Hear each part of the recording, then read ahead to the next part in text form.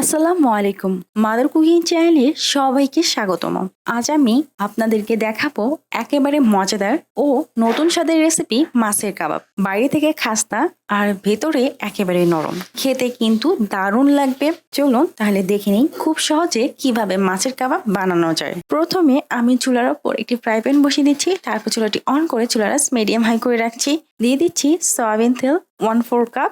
তেলটা হালকা গরম হয়ে এলে এর মধ্যে দিয়ে দিচ্ছি হলুদের গুঁড়া হাফ চা চামচ, মরিচের গুঁড়া হাফ চা চামচ। তারপর আমি এই কড়াইটাকে এভাবে ধরে নাড়িয়ে দিচ্ছি যেন তেলটার সাথে হলুদের গুঁড়া খুব ভালোভাবে লেগে যায়। এরপর চুলার আঁচটা কমিয়ে দিয়ে দিচ্ছি মাছ। আমি এখানে 3 পিস মাছ দিয়ে দিয়েছি এবং সাথে 3টি মিডিয়াম সাইজের আলু মাছ বরাবর কেটে এর মধ্যে এভাবে দিয়ে দিয়েছি।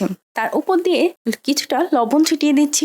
তারপর ফ্রাই প্যানে একটা ঢাকনা লাগিয়ে দিচ্ছি এবং চুলার আঁচটা মিডিয়াম লো করে প্রায় বেশ কিছুক্ষণ সময় ধরে এই মাছ আর আলুটাকে ফ্রাই করে নিচ্ছি। ফিরে এলাম বেশ কিছুক্ষণ সময় পর, আর এই সময় আমি এই মাছগুলোকে উল্টিয়ে দিচ্ছি। দেখুন মাছগুলোর এই সাইডে খুব সুন্দর কালার চলে এসেছে এবং আলুগুলোকেও উল্টিয়ে দিচ্ছি।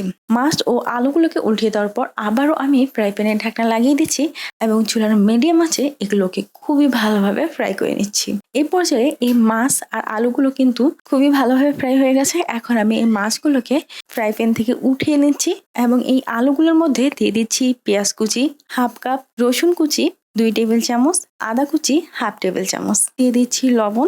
এখন আমি এই আলুগুলোর সাথে এই পেঁয়াজ, রসুন, আদা এগুলোকেও ফ্রাই করে নিব। যখন পেঁয়াজের কাঁচা গন্ধটা চলে যাবে ঠিক এই পর্যায়ে দিয়ে দিচ্ছি কাঁচা মরিচ কুচি 2 টেবিল চামচ, দিয়ে দিতে হবে ধনিয়া পাতা কুচি। এরপর চামচের নিচের অংশটা দিয়ে এভাবে আমি আলুগুলোকে ভেঙে দিচ্ছি। আলুগুলোকে এভাবে খুব ভালোভাবে ভেঙে ফেলা হয়ে গেলে আমি চুলাটা অফ করে দিচ্ছি। আর এদিকে আমি মাছের কাঁটাগুলো খুব ভালোভাবে বেছে নিয়েছি।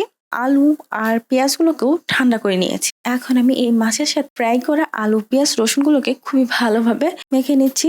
খুব ভালোভাবে মিক্স করা হয়ে গেলে আমি এর মধ্যে দিয়ে দিচ্ছি ব্রেড ক্রাম্বস 1 টেবিল চামচ, চিলি ফ্লেক্স হাফ চা চামচ, দিয়ে দিচ্ছি ধনিয়া গুঁড়া হাফ চা চামচ, গোলমরিচের গুঁড়া খুবই সামান্য পরিমাণে, দিয়ে দিচ্ছি জিরে গুঁড়া হাফ চা চামচ। এরপর দিয়ে দিচ্ছি লবণ পরিমাণ মতো।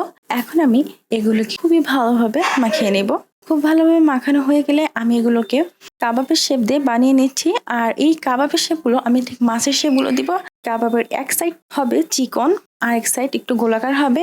আমি এভাবে কাবাবের শেপ দিয়ে নিচ্ছি। এখানে আমি আরেকটি বাটি নিয়ে নিয়েছি, এর মধ্যে দিয়ে দিচ্ছি ডিম একটি, দিয়ে দিচ্ছি লবণ পরিমাণ মতো। তারপর এই ডিমটাকে খুবই ভালোভাবে ফাটিয়ে নিচ্ছি।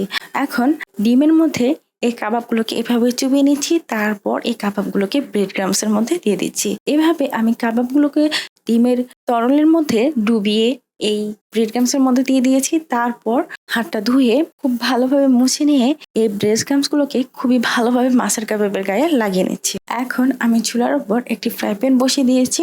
দিয়ে দিচ্ছি সয়াবিন তেল 1/4 কাপ।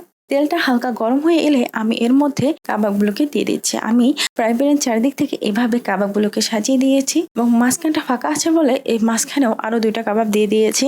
এই পর্যায়ে আমি চুলার আঁচটা মিডিয়াম রেখে এই কাবাবগুলোকে খুবই ভালোভাবে ফ্রাই করে নিব। কাবাবগুলোর এক সাইড ভালোভাবে ফ্রাই হয়ে গেলে আমি এই কাবাবগুলোকে উল্টিয়ে দিচ্ছি এবং উল্টিয়ে পাল্টে এই কাবাবগুলোকে খুবই ভালোভাবে ফ্রাই করে নিচ্ছি। এই পর্যায়ে কাবাবটা কিন্তু খুব ভালোভাবে ফ্রাই হয়ে গেছে। আর যে কাবাবগুলোতে খুব ভালোভাবে এপাশ ওপাশে কালার চলে এসেছে সেই কাবাবগুলোকে আমি চুলা থেকে উঠিয়ে নিচ্ছি। তো এভাবেই একেবারে সহজ উপায়ে তৈরি হলো মজাদার মাছের কাবাব। আশা করি রেসিপিটা আপনাদের ভালো লেগেছে। ভালো লাগলে ভিডিওতে লাইক দিন, কমেন্টে আপনার মতামত জানান এবং বন্ধুদের সাথে শেয়ার করতে ভুলবেন না। আর নতুন নতুন রেসিপি পেতে আমাদের চ্যানেলটি অবশ্যই সাবস্ক্রাইব করুন। আল্লাহ হাফেজ।